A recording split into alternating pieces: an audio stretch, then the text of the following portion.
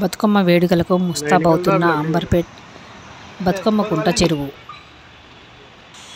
35 సంవత్సరాల నుంచి ఈ బతుకమ్మ కుంట నేను చిన్నగా ఉన్నప్పుడు ఇక్కడ నేను ఈత కొట్టిన మా అక్కలు మా పెద్దమ్మలు బతుకమ్మ ఆడేది. కానీ కొందరు దుర్మార్గులు మొహమ్మద్ ఆజం డూప్లికేట్ కాగితాలు తయారు చేసి కబ్జా చేయడం జరిగింది. ఆనాడు కూడా నాకు ఆఫర్ చేశారు, డబ్బులు అన్నారు, 2000 గజాలు అన్నారు. నేనన్నా మా అక్కలకు మా పెద్దమ్మలకు నేను అన్యాయం చేయను, దీని పేరు బతుకమ్మ కుంట, గూగుల్లో కూడా ఉన్నది దీని పేరు కుంటానే. మా ముఖ్యమంత్రికి నా హృదయపూర్వక ధన్యవాదాలు.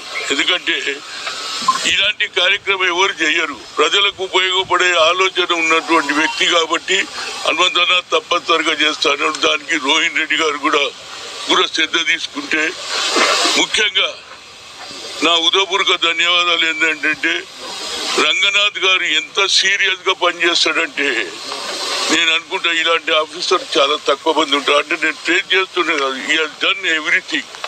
ఆయన చేయడం వల్ల ఇంత దానికి వచ్చింది. Bathukamma celebrations actually 23rd day start అవుతున్నా.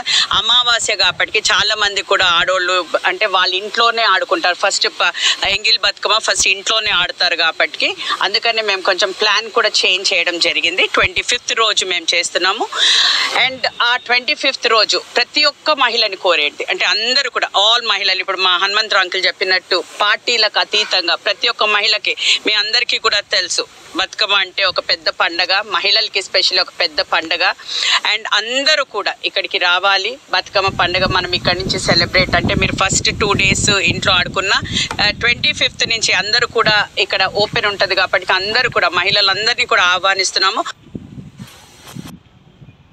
బతుకమ్మ కుంట చెరువును ఈరోజు మన సీఎం రేవంత్ రెడ్డి గారు పునః ప్రారంభిస్తున్నారు. దీనికి అందరూ ఎమ్మెల్యేలు, ఎంపీలు, మంత్రులు అందరూ విచ్చేస్తున్నారు.